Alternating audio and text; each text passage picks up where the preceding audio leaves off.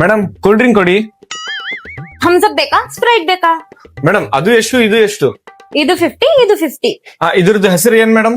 Sprite. ಹಂಗಂದ್ರೆ ಇದೇ ಕೊಡಿ ಮೇಡಮ್. ತಗೊಳ್ಳಿ. ಅಕ್ಕ ಒಂದ್ ಫಾಂಟಾ ಕೊಡ್ರಿ ಅಕ್ಕ. ಸರಿ ಅಪ್ಪಿ ತಗೋ. ಅಕ್ಕ ಫೋನ್ ಪೇ ಮಾಡ್ತಿದೀನಿ ನೋಡಿ. ಆಗಿದೆ ನೋಡಿ ಅಕ್ಕ. ಸರಿ ಅಪ್ಪಿ. ಮೇಡಮ್ ನಮ್ಮಮ್ಮ ಥಮ್ಸ್ ಅಪ್ ಕೂಡ ತಂಬ ಅಂತ ಹೇಳಿದ್ದಾರೆ. ಅದು ಥಮ್ಸ್ ಅಪ್ ಇತ್ತಲ್ಲ ಅದು ಕೊಡಿ ಮೇಡಮ್. ಸರಿ ಸರ್ ಕೊಟ್ಟೆ. ತಗೊಳ್ಳಿ ಸರ್.